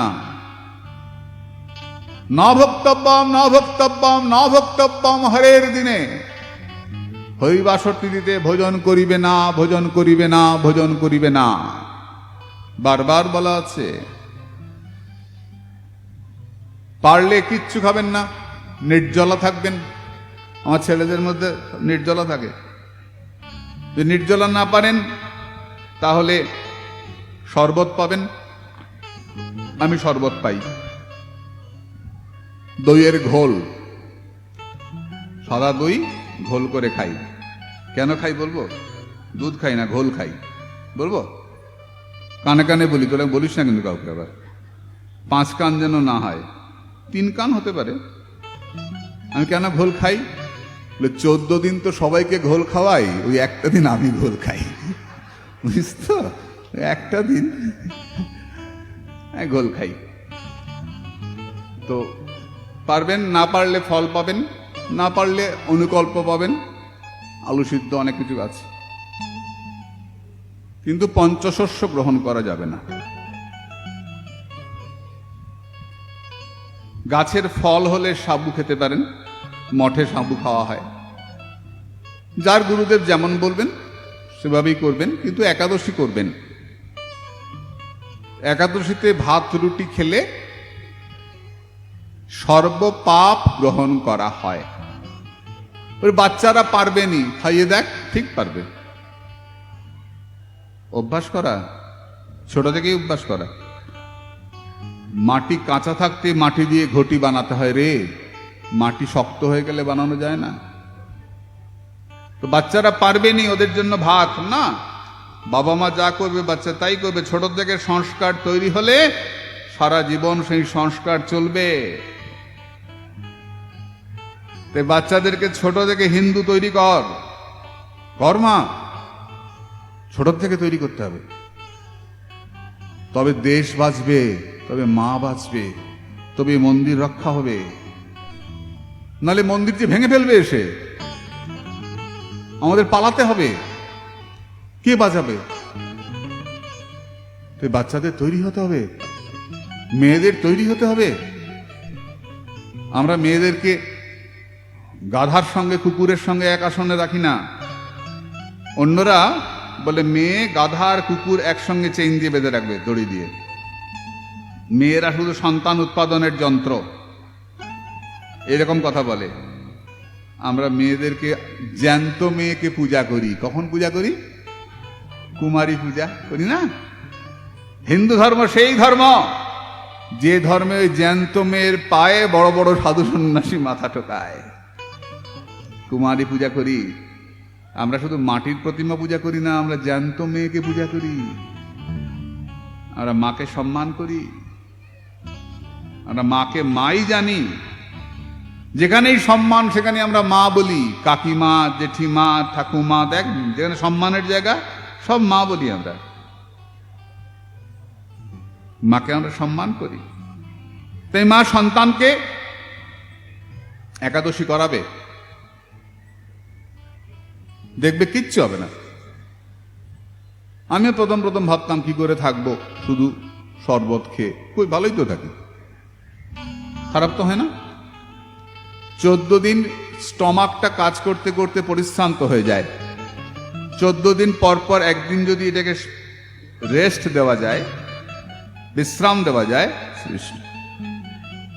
বিশ্রাম দিলে বলছেন হার্ট অ্যাটাকের সম্ভাবনা 60% কমে যায়, 60%। যে নির্দিষ্ট দিন পরে পরে উপোস করে শরীরের ময়লাগুলো জল খেলে বেরিয়ে যায়, যত জল খাবে বেরিয়ে যাবে। যারা নিরম্বু করবেন খুব ভালো, ময়লাগুলোকে স্টমাক খেয়ে নেবে। যেই বাইরের খাবার পড়বে না, ভেতরের ময়লাগুলো খেয়ে নেবে, শরীর চনমনা থাকবে, ভালো থাকবে, হার্ট অ্যাটাক হবে না। তাই নিরম্বু অর্থাৎ নির্জলা করতে পারলে তো প্রত্যেকটা একাদশী খুব ভালো, না পারলে খুব বেশি করে জল খাবে। জল খেলে ধুয়ে বার হয়ে যাবে। বাড়ি পরিষ্কার করতে হয় না, মাসে একদিন, সপ্তাহে একদিন বাড়ি পরিষ্কার করতে হয়, জল দিয়ে ধুয়ে ঝাঁটিয়ে। এই ভেতরের কলকবজাগুলোকে একদিন ধোয়াতে হয়, এটা একাদশী। ভেতরের কলকবজাগুলোকে ধোবেন, আর সারাদিন কত খাবেন? খান তো, সারাদিনই তো খান, একদিন ধোবেন না ভেতরের কলকবজাগুলোকে, বেশি করে জল খাবেন। খুব গরম পড়েছে, নুন চিনির জল খান, বিট লবণ দিয়ে, এমনি লবণ খাওয়া যায় না, সন্দক লবণ দিয়ে, লেবু দিয়ে, চিনি দিয়ে খান না, বেশি করে শরবত খান, বেশি করে খান, শরীর ভালো থাকবে। একাদশীতে শরীরটাকে হালকা করবেন, ভালো থাকবেন, বেশি দিন বাঁচবেন। আমাদের শরীরটা তো অলসতায় ভরে গেছে, আমি নিজেকে দিয়েই দেখি, সারাদিন অলস থাকি, ফিজিক্যাল এক্সারসাইজ করি না, এটা খারাপ। কাজে একাদশী অবশ্যই করবেন। জয় গৌর। আমরা প্রসঙ্গে ফিরে আসি। পর্বত নদীকে জল দেয়, নদী পাল্টা কিছু দেয় না, কিন্তু তাতে পর্বত জল দেওয়া বন্ধ করে না। তেমনি সাধু গুরুদেব কে কি দিল তা লক্ষ্য করেন না, তিনি আশীর্বাদ দিয়েই যান। গুরু এমন এক জিনিস, এরকম বন্ধু হয় না রে। গুরুকে আমরা কি জানাই? আমাদের দুঃখটাই জানাই, আনন্দ খুব কম জানাই। ব্যবসায় কত টাকা লাভ হয়েছে কজন বলি গুরুদেবকে? যে এবার পুজোয় খুব ভালো লাভ হয়েছে, এবার সেলে খুব ভালো লাভ হয়েছে, কজন বলো? বলো কেউ? বলবো, তারপর যদি বলে টাকা দে। কেউ বলো? পুজোয় কি শাড়ি কিনেছো বলো? হ্যাঁ বলো না গো, কি শাড়ি নিয়ে ঘরে গেছো বলো না। যদি চুরি হয়ে যায় ঘরে, সব শাড়ি নিয়ে যায় চোরে, চুরি হয়ে গেছে, ও গুরুদেব সর্বনাশ হয়ে গেছে, আমার সর্বনাশ হয়ে গেছে, সব নিয়ে গেছে গো, তাই না? ব্যবসায় ক্ষতি হলে গুরুদেবকে বলো, লাভ হলে বলো। তো গুরুদেবকে শুধু দুঃখই দেই আমরা, তাতেও গুরুদেব কিছু মনে করেন না। তা আমরা যেমন দুঃখ দেব, তেমনি ভজনটাও তো গুরুদেবকে দেব। আমি তো গুরুদেবের পাঠশালায় ভর্তি হয়েছি, গুরুদেব মাস্টারমশাইকে যেমন জ্বালাবো, তিনি পরীক্ষায় তো ভালো রেজাল্ট করব, তবে তো মাস্টারমশাই খুশি হবেন। দেহের জন্য দেহের ডাক্তার, আর মনের জন্য সাধু গুরু বৈষ্ণব ডাক্তার, তাদের কাছে গিয়ে মন ভালো করি আমরা। তাই গুরুর কাছে আমরা যাই মনকে ভালো করার জন্য। তিনি আমাদেরকে দিয়েই যাচ্ছেন, দিয়েই যাচ্ছেন, তার পরিবর্তে আমরা কিচ্ছু দেব না। দীক্ষা নিয়েছি কত বছর, কোথায় এগোচ্ছি, কোথায় এগোলাম না তো। হায় রে কুকুর রে, হায় রে কুকুর, কিছুই করলাম না, জীবনটা চলেই গেল। একবার এই খেদটা হয়, আমার তো হয় না। আমি যখন 50 বছরে পড়লাম, এখন 53 চলছে, 50-এ পড়লাম, তো সবাই খুব আমাকে ফোন করে বলে না, খুব বলছে এই সেই সেই সেই। তখন আমি আমার সম্বন্ধী, নাম বলতে হয় না? বলতে হয় না রে? বলতে নাই? স্বামীর নাম তো বলে না, সম্বন্ধী নাম বলে? বলে না? দেখিস বাবু, ভুল টুল যেন না হয়, বৈষ্ণবের জায়গা এটা। আমার সম্বন্ধী প্রভুপাদ নবদ্বীপ চন্দ্র গোস্বামী। আমি বললাম ফোন করে, বড়দা প্রণাম। কেন রে? বলে ওর আমি আছে 50 বছরে পড়লাম। ও আমার থেকে কয়েকদিনের বড়, কয়েকদিনের। ওর জন্ম ঝুলন পূর্ণিমায়, আমার জন্ম পরের পঞ্চমীতে, কৃষ্ণা পঞ্চমী। ও পূর্ণিমায় জন্ম বলে ফর্সা, আর আমি পঞ্চমী বলে, কৃষ্ণপক্ষ তো কালো, ওর একটা অহংকার আছে, তা থাকতেই পারে, ফর্সা মানুষ। তা আমি ফোন করে বললাম যে বদারে, আমি 50 বছরে পড়লাম, কি করি বলতো আজকে? নবদ্বীপ প্রভু আমায় বলল, একটা ঝাঁটা নিয়ে নিজের কপালে 50 বার মার। যা, আমি তো বললাম ভালো কিছু বলবে, যে আরো 50 বছর বাঁচ বা কিছু। বললো ঝাঁটা নিয়ে কপালে 50 বার মার। কেন রে? 50 বার মার আর বল 50টা বছর ভজন ছাড়া কাটিয়ে দিলাম। 50টা বছর ভজন করলাম না, আর কদিন বাঁচবো? ভজন করা তো হলো না। 50টা বছর ভজন ছাড়া কাটিয়ে দিলাম। আরো 3 বছর চলে গেল, 53 চলছে, ভজন করা তো হলোই না। জীবনটা তো কেটেই গেল, আর কদিন বাঁচবো বল দেখি? বেশি দিন তো বাঁচবো না। যার জন্য এলাম পৃথিবীতে, সেই ভজনটাই তো করা হলো না।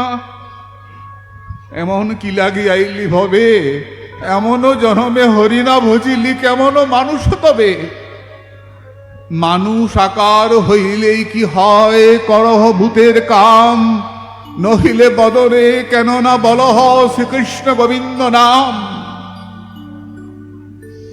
দিবস রজনী আবল তাবল পেঁচাল পাড়িতে পার, তাহার ভিতর কখনো কেন কি গোবিন্দ বলিতে নার। সারাদিন কত বাজে কথা বলো, পরনিন্দা করো, কিছুতেই পরনিন্দাটাকে আটকাতে পারি না। অন্যের কথা হলেই নিন্দা করি, এখনো করি, আজকেও করেছি, কিছুতেই আটকাতে পারি না। পরচর্চা। সাধক বলছেন, মহাজন বলছেন, নিন্দা করতে হলে নিজের নিন্দা করো। ওরে মন তোর কপালে ঝাঁটা, ওরে মন তোর কপালে ঝাঁটা, বারবার বলো। হরি হরি বিফলে জনম গোয়াইনু, মনুষ্য জনম পাইয়া রাধা কৃষ্ণ না ভজিয়া, জানিয়া শুনিয়া বিষ খাইনু। বারবার বলো। আমি তো খালি পরচর্চাই করি, অমুকের এটা খারাপ, অমুকের ওটা খারাপ। নিজের খারাপটা তোমাদের একবার বলি? কাউকেই বলি না। ধিক্কার জীবনের রে, মনটাকে স্থিরই করতে পারলাম না। বলে হবে না? হবে। কি করে বুঝলে হবে যে নাই হবে? তাহলে গলায় তুলসীর মালা পড়েছি কেন? কপালে রাধা কুণ্ডের তিলক দিয়েছি কেন? সদ্গুরুর চরণাশ্রয় করেছি কেন? জমদুয়ারে যাব না। হয়তো দেরি হবে, আরো কত জন্ম লাগবে, কিন্তু হবে, হবে। যখন এ পথে এসেছি তখন হবে। যদি পড়ে যাই, গেলাম পড়ে, কি হলো? তা লাভ বলে, পড়ে গেলে তুমি তুলবে। পড়ে যাওয়ার স্বভাব মোদের, তুলে ধরা ঠাকুর আমাদের। তুই তুলবে, পড়ে যেতেই পারি। প্রভুপাদ কানপ্রিয় গোস্বামী বলছেন যে নৌকো করে সবাই যাচ্ছে, একটা যাত্রী নৌকো থেকে পড়ে গেছে, ডুবে যাচ্ছে। মাঝি তাড়াতাড়ি করে এটা বাঁশ ফেলে দিয়েছে, বাঁশটা ধর। যদি লোকটা বাঁশটাকে আঁকড়ে ধরতে পারে, মাঝি ঠিক টেনে টেনে ওটাকে নদীর ধারে নিয়ে আসবে। নৌকোয় হাতে উঠতে পারছে না, কিন্তু ডুবে যাবে না। মাঝি বাঁশ ফেলেছে না, বাঁশটা ধরে আছে, নদীর ধারে পৌঁছে যাবে। তেমনি ভজন করতে করতে হয়তো পড়ে গেছিস কোনো কারণে, ভয় করিস না, গুরু চরণ ধরে থাক। ওই গুরু চরণ ধরে থাকলে নিশ্চয়ই গুরুদেব ভবনদী পার করে দেবে, নিতাই গৌর চরণে পৌঁছে দেবে। বলে চরণটা যেন ছাড়িস নি, চরণটা যেন ছাড়িস নি, চরণটা ধরে থাক। ভজনের জন্য ধরে থাক, ধান্দার জন্য না, ভজনের জন্য ধরে থাক। তাই পৃথিবী নদীকে জল দেয়, নদী কিছু দেয় না, কিন্তু পর্বত জল দিয়েই যায়। গুরুদেব আমাদেরকে কৃপা করেন। বলে সদ্গুরু ভগবান কি জয়। গুরু চরণ কমল ভজন, গুরু চরণ কমল ভজন, গুরু চরণ কমল ভজন, গুরু চরণ কমল ভজন, গুরু চরণ কমল ভজন, গুরু চরণ কমল ভজন। गुरु कृपा बिना नहीं कोई साधन बल, गुरु कृपा बिना नहीं कोई साधन बल, भज मन भज अनुखा, गुरु चरण कमल भज मन, गुरु चरण कमल भज मन।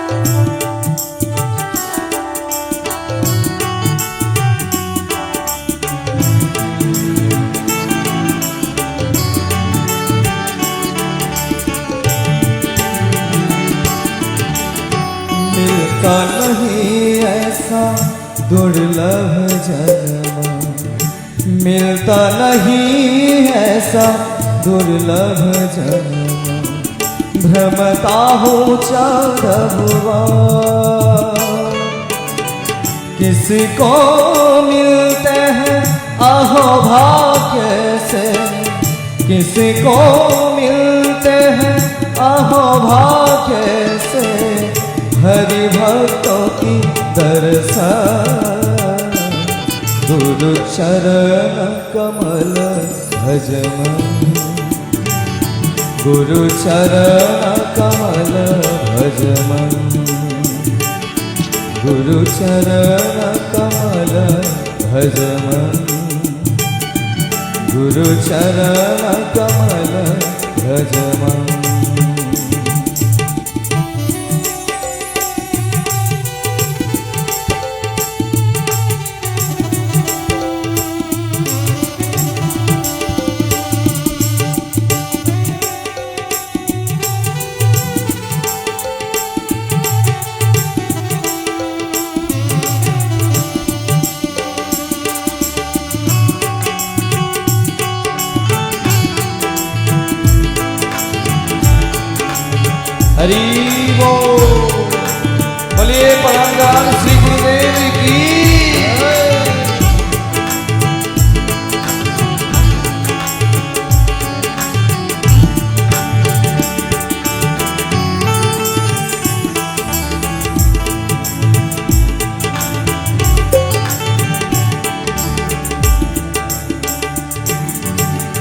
कृष्ण कृपा की आनंद मूर्ति, आनंद मूर्ति, आनंद मूर्ति।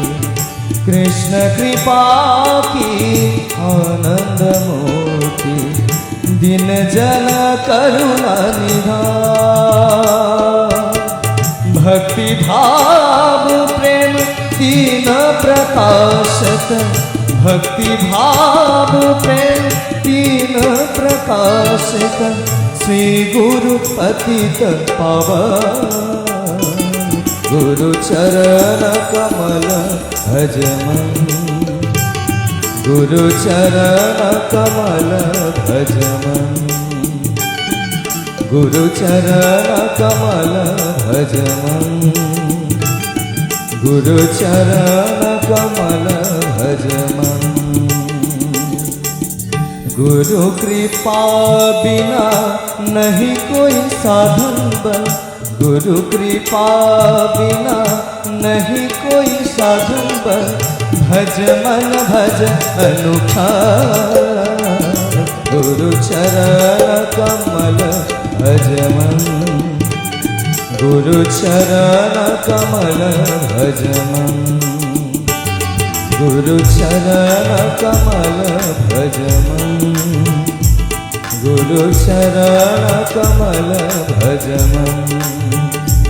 गुरु रे गुरु रे गुरु रे गुरु रे गुरु रे गुरु रे गुरु रे गुरु रे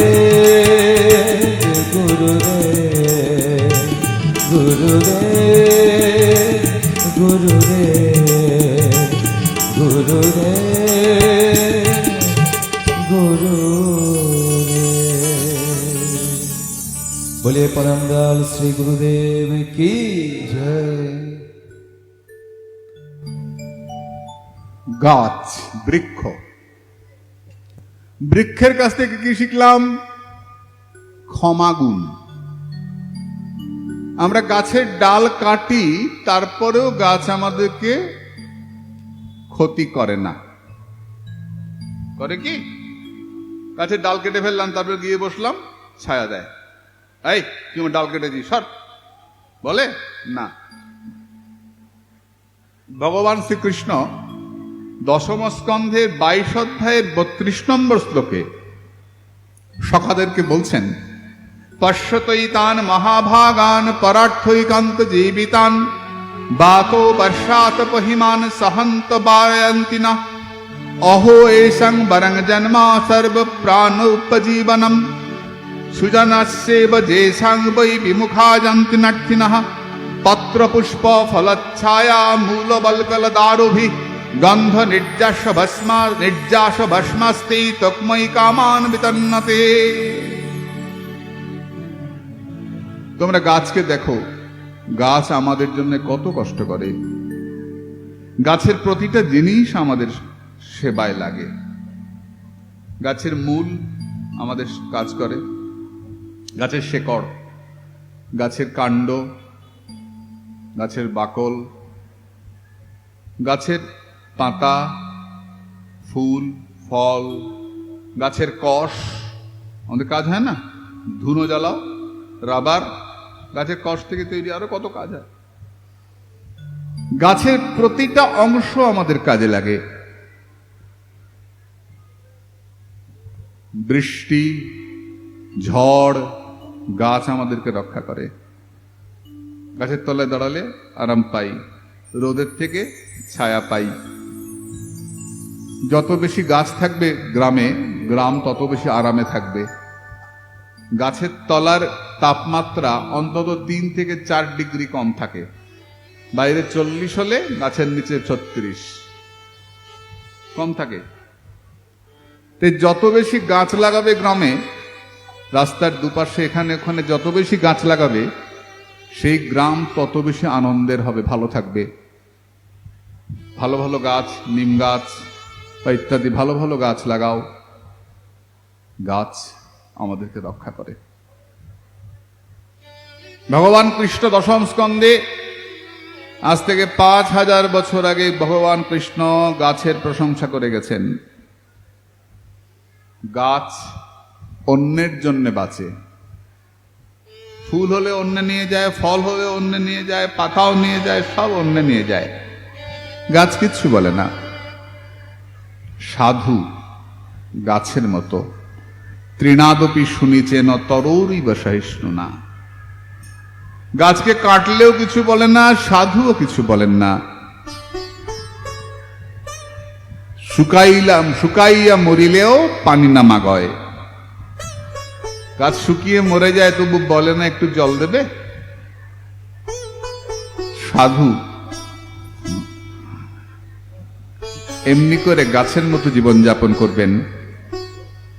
তপ্পন্তে লোকতাপেন সাধব প্রায়শ জানা। অন্যের দুঃখ সাধুর মনকে দুঃখিত করবে,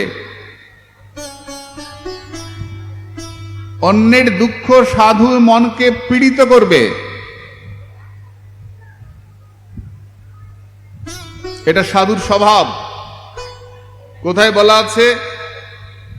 শ্রীমদ্ ভাগবতে যখন মহাদেব বিষ গ্রহণ করছেন, বিষ পান করছেন, দেবতারা গিয়ে বললেন, ভোলানাথ তুমি বিষ গ্রহণ করে আমাদেরকে রক্ষা করো। সমুদ্র মন্থন হয়েছে, বিষ উঠেছে। মা বললেন, বা বাবা, এমনিতে তো কাঁচা বেল ছাড়া কিছু দাও না। কোনদিন দেখেছিস যে শিবের 56 ভোগ হচ্ছে? বাঙালিরা করে কোনদিন? আমি তো দেখিনি। আর সব ভগবানের, নিতাই গৌরের ভগবানের কৃষ্ণের 56 ভোগ হয়। শিবকে তো আমরা সবসময় ঠকাই, 56 ভোগ দেই। খুব স্টাইল করে শিবরাত্রির দিন সারাদিন রাত জেগে টেগে কি করি, কাঁচা বেল, বেকা শশা, দেখিস লক্ষ্য করে? খুব সুন্দর শশা কেউ শিবকে দেয় কিনা আমি তো দেখি নাই, খুব কমই দেখেছি।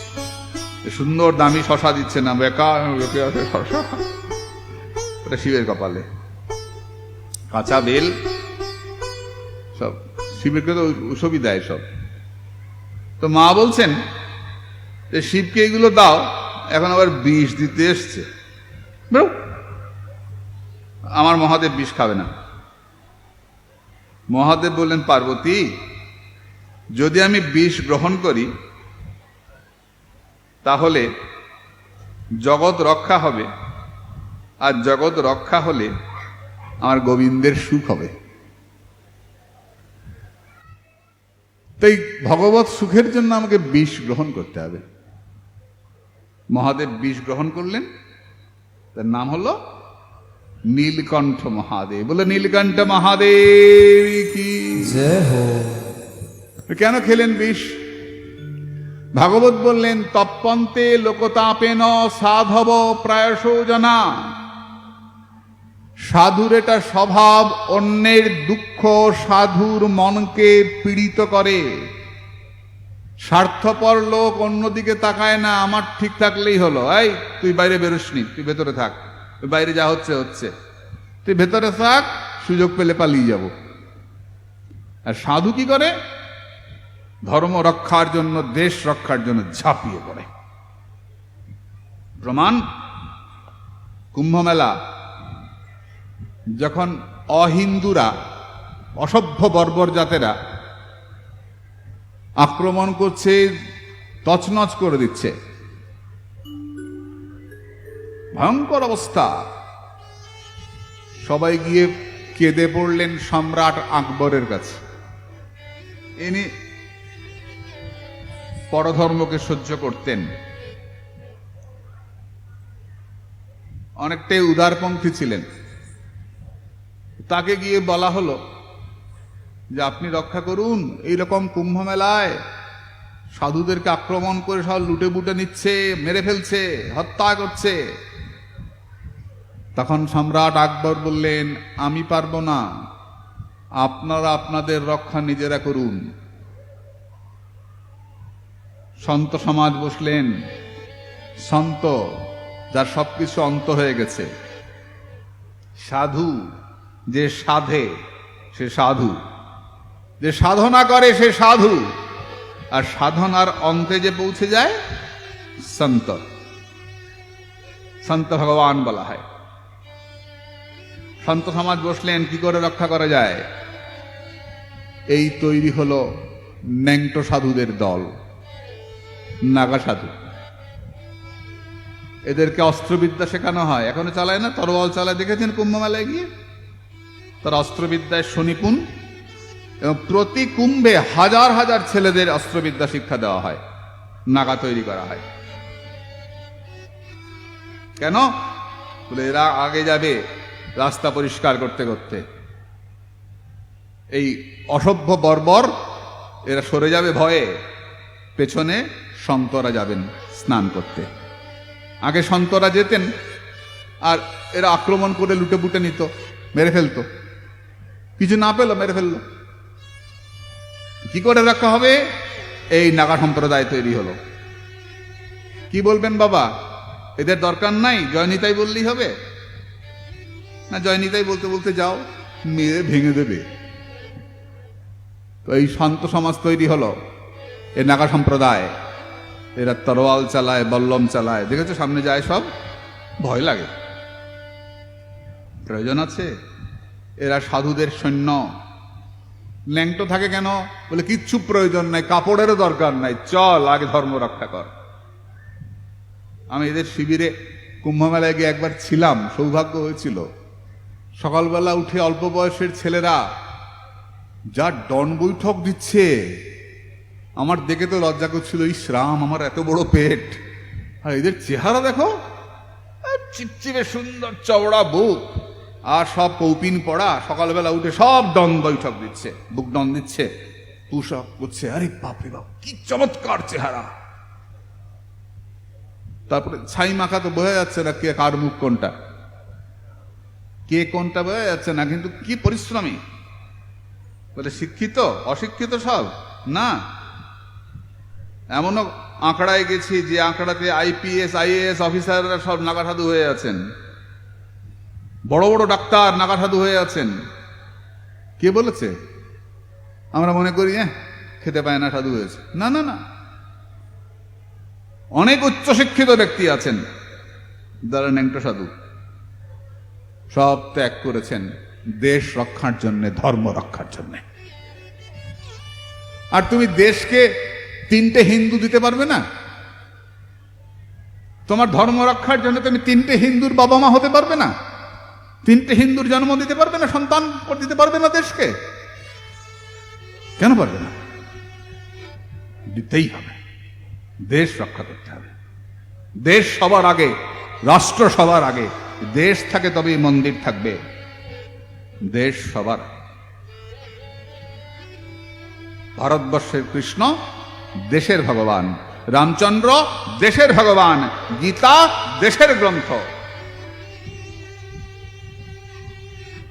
তাই সাধু কিরকম হবে? দেশের সাধু না, অন্যের জন্য সব দিয়ে দেবে।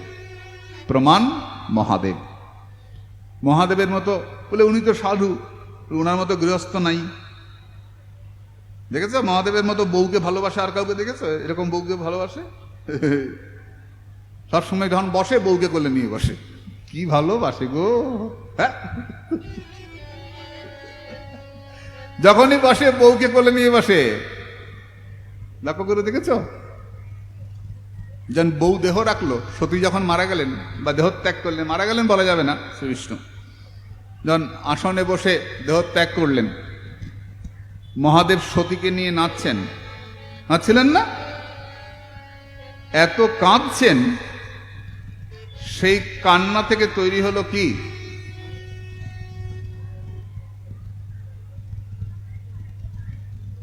কোন জায়গায় তৈরি হলো? ওই যে আমরা যাই কেদারনাথ, এখন খুলেছে, লোকে যাচ্ছে, এই কেদার তৈরি হলো। কই দ্বার, দ্বার মানে স্ত্রী। আমার স্ত্রী কই? কই দ্বার, আমার স্ত্রী কই, আমার সতী কই? এমন কাঁদছেন মহাদেব, তার থেকে তৈরি হলো কেদারনাথ তীর্থ।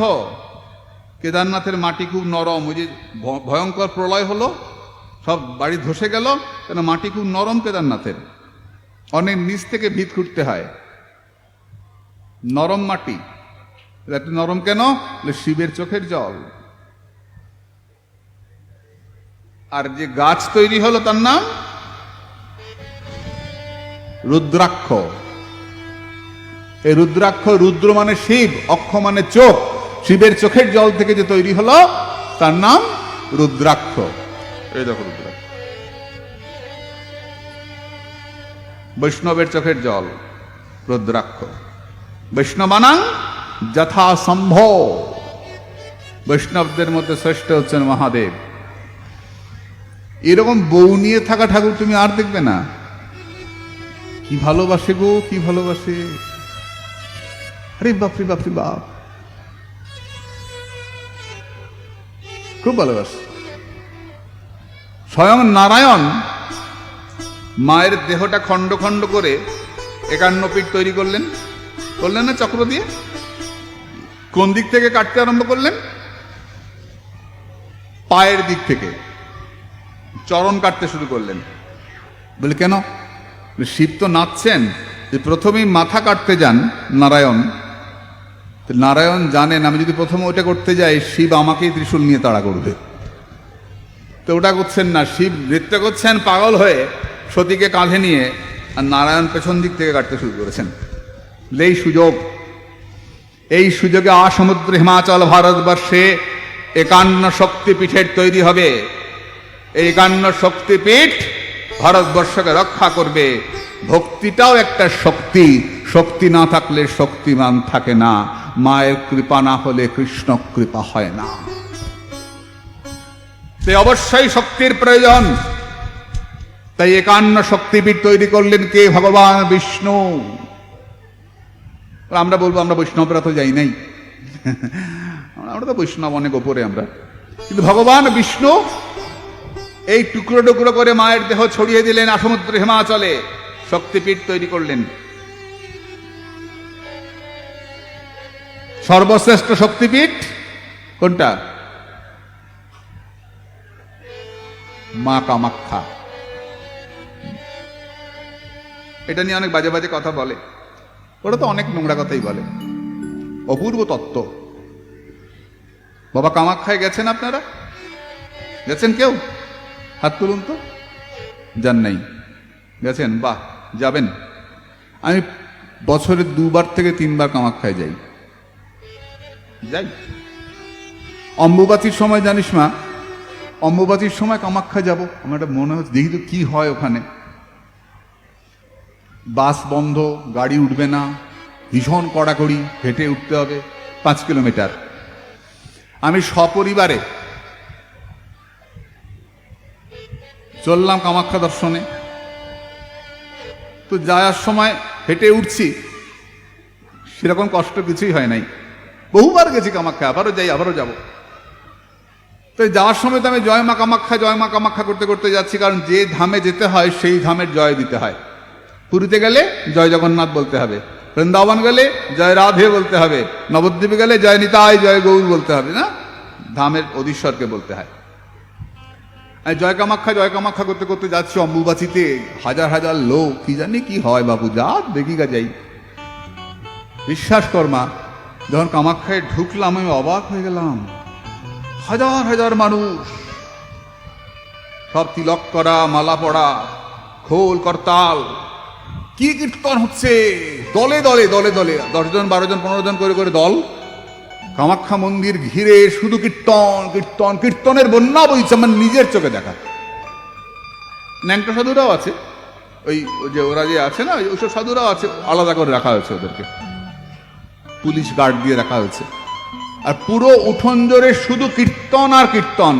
আমার যাওয়ার সময় জয় মা কামাখ্যা বলতে বলতে গেছি, আর আসার সময় হরে কৃষ্ণ মহামন্ত্র কীর্তন করতে করতে এসছি। বলে কেন? বৈষ্ণবী দেখে আসছি তো, আমি তো বৈষ্ণবী দেখে আসলাম। মাকে দেখে হরিনাম করতে করতে নেমেছি, খুব আনন্দ করে ছুটতে ছুটতে নেমেছি, কোনো সমস্যাই হয়নি, হরিনাম কীর্তন করেছি। শক্তিপীঠ, শক্তির প্রয়োজন আছে, মাকে প্রণাম করতে হবে। মা তো শক্তি দেবেন আমাকে কৃষ্ণ ভজনের। যোগমায়ার কৃপা না হলে হরিভজন হবে না। আর মাকে ভোলানাথ খুব ভালোবাসেন, এইরকম ভোগী নাই, এরকম বউকে ভালোবাসে এমন নাই। আবার বলে ঘরে বসে ভজন হয় না, হয়তো এইরকম ত্যাগী নাই, তাই না? বলে এ মা বউ কোলে নিয়ে বসে থাকে, লজ্জা নাই? চিত্রকেতু বলেছিলেন রাজা, এ মা বউ কোলে নিয়ে বসে থাকে, কেন কোলে নেয়? মহাদেবের কোলে পার্বতী কেন, মা কেন? প্রথম ভাগবত পাঠ কে করেছিলেন? মহাদেব। প্রথম শুনেছিলেন কে? মা পার্বতী। আর ওই ছোট্ট পাখিটা শুনেছিল না? তারপর বলছিল, মা ঘুমিয়ে পড়েছিল আর পাখিটা তারপর বলছিল, তার উড়ে উড়ে চলে গেছিল, হয়ে সুখদেব গোস্বামীর জন্ম হলো, সবাই জানি। প্রথম ভাগবতের শ্রোতাকে মা। যে ভাগবত শোনে স্বয়ং দেবাদিদেব মহাদেব তাকে কোলে করে রাখে। কেন? ভাগবতের শ্রোতা যে হয়, যে কৃষ্ণ কথা শোনে, সে মহাদেবের কোলে থাকে। মহাদেব তাকে কোলে করে রাখে যে হরি কথা শ্রবণ করে। মহাদেবের মাথায় গঙ্গা। কেন? গঙ্গাধর না? শিবের মাথাতে গঙ্গা পড়ে কেন? গঙ্গা কোত্থেকে এসছে? গোবিন্দের চরণ থেকে। যে গোবিন্দ চরণে থাকে, স্বয়ং মহাদেব তাকে মাথায় করে রাখে। তাই গঙ্গাকে মহাদেব শিরে ধরে রে, যে গোবিন্দ চরণে থাকে গোবিন্দ দাস, গোবিন্দ দাসীকে মহাদেব মাথায় রাখে। আর হরি কথা শুনলে মহাদেব কোলে করে রাখে। মহাদেবের কোলে যদি উঠতে চাও, প্রাণ ভরে হরি গুণ গাও, হরি কথা শোনো। ছাইমাকে কেন? এরকম ত্যাগী তো নাই। ছাইমাকে কেন? মহাদেব দাঁড়িয়ে আছেন, এই সময় মরা যাচ্ছে, তো মরা যাওয়ার সময় বলো হরি হরি বল বলে না? ও কীর্তন করছে, ও কীর্তন যাচ্ছে, তো মহাদেব ভাবছেন যে বাহ কি ভক্ত রে এরা রে, যাই এদের সঙ্গে একটু হরিকথা শুনি। মহাদেব সঙ্গে কীর্তন করে যাচ্ছে। তো শ্মশানে গেছে, শ্মশানে গিয়ে মরাকে তো তুলে দেওয়া হয়েছে, চিতায় তুলে দেওয়া হয়েছে। এবার গিয়ে একটু দূরে গিয়ে সবাই বসেছে, তো ভোলানাথ ভাবছেন যে যাই ওদের সঙ্গে বসে একটু ইষ্ট গোষ্ঠী করি, হরিকথা। মহাদেব চুপ করে পেছনে বসছেন, যে কিন্তু কি বলে, ও মা চিতায় তুলে দিয়ে ওখানে গিয়ে বসে সব একজন আরেকজনকে বলছে, ধুর আমি কি আসতাম নাকি? আরে আমি আসতুম নি তো, আমার দোকান খোলা রয়েছে, আসতে হলো পাড়ার লোক। বলে আরে আমি কি আসতুম নাকি, মামার ছেলে, মামাতো ভাই, এই সব নিয়ে আলোচনা হচ্ছে। মা হরিনাম আর কেউ করছে না, দূর এদের জন্য আমি এলাম, তাহলে কি করি? বলে যার জন্য হরিনাম শুনলাম ওর কাছে যাই। মহাদেব চিতার কাছে গেছেন, গিয়ে দেখছেন চিতা পুড়ে ছাই। যা লোকটা তো নাই, বলে ভক্ত না থাক, ভক্তের ছাই তো আছে, এসো ভক্তের ছাই গায়ে মাখি। মহাদেব ওই সর্বাঙ্গে ওই ভক্তের ছাই গায়ে মাখছেন রে। যে কোনো ছাই গায়ে মাখে না মহাদেব, ভক্তের ছাই গায়ে মাখে। যার জন্য হরিনাম শুনেছেন মহাদেব, সেই ভক্তের ছাই গায়ে মাখেন। মহাদেবের মতো গৃহস্থ নাই, সংসারে থাকো, স্ত্রী পুত্রকে ভালোবাসো। আবার মহাদেবের মতো সাধু নাই, নামানন্দে নাচে শিব, বসন না মানে। পরনের কাপড় খুলে যায়, খেয়াল থাকে না, নামের আনন্দে নাচতে নাচতে। পঞ্চমুখে রাম নাম গান ত্রিপুরারি, 5 মুখে হরিনাম কীর্তন করেন মহাদেব। তাহলে মহাদেবের প্রসাদ পাবে না কেন? শিবের প্রসাদ পেতে নাই, শিবের স্নান জল পেতে নাই কেন? মহাদেবের 5টা মাথা, পঞ্চমুখ না, 1 2 3 4, ওপরে একটা 5। মহাদেব ওপরের মাথা দিয়ে বিষ পান করেছিলেন। ওপরে একটা মাথা আছে, পঞ্চমুণ্ড শিবলিঙ্গ দেখেছেন আপনারা? কাশীতে আছে। আমি কদিন আগে গেছিলাম উজ্জয়িনীতে, ওঙ্কারেশ্বরে একটা দোকানে বিক্রি হচ্ছিল, আমার কি লোভ হচ্ছিল কিনে আনার জন্য, অনেক দাম, ভারী সুন্দর পঞ্চমুণ্ড শিবলিঙ্গ, 5টা মাথা। শিবলিঙ্গ বলে তো শিবের লিঙ্গ তো নয়, শিবের চিহ্ন। অসভ্যরা আমাদেরকে বলে হিন্দুরা শিবের লিঙ্গের মাথায় জল ঢালে, শিবের লিঙ্গ পূজা করে। ওরা তো লিঙ্গ মানে পেচ্ছাপ করার জায়গা ভাবে, আর আমরা লিঙ্গ মানে চিহ্ন, লিঙ্গানি, চিহ্নানি। লিঙ্গ মানে জেন্ডার, পুংলিঙ্গ, স্ত্রীলিঙ্গ, ক্লিবলিঙ্গ। শিক্ষিত মানুষরা জানে লিঙ্গ মানে চিহ্ন। শিবলিঙ্গ মানে শিবের চিহ্ন, নারায়ণ শিলা মানে নারায়ণের চিহ্ন, অখণ্ড মণ্ডলাকারং ব্যপ্তং যেন চরাচরং গোল, নারায়ণের চিহ্ন। শিবলিঙ্গ মানে শিবের চিহ্ন, পেচ্ছাপ করার জায়গা নয়। তাহলে ওর মধ্যে চোখ আঁকতো না, মাথা থাকতো না, অসভ্য বর্বরেরা এগুলো বলে। শিবলিঙ্গ মানে শিবের চিহ্ন, লোগো, জেন্ডার, যা বলো শ্রীবিষ্ণু। তো শিব এই ওপরের মাথা দিয়ে বিষ পান করেছিলেন। তো ওখানে জল ঢালা হয়, তো বিষ ধোয়া জলটা পড়ে, ওইখানে ভোগ দেওয়া হয়, ফল টল তো ওপরে দেওয়া হয়, তো ওখানে বিষ লেগে যায়। ওই জন্য শিবের প্রসাদ সরাসরি পেতে নাই, ভগবান গোবিন্দের প্রসাদের সঙ্গে মিশিয়ে পাওয়া যায়, অথবা ভগবানকে দিয়ে বৈষ্ণবরা শিবকে দেন, সেই প্রসাদ গ্রহণ করেন। শিব পরম বৈষ্ণব, আমাদের ভারতবর্ষের আদর্শ দেবাদিদেব মহাদেব।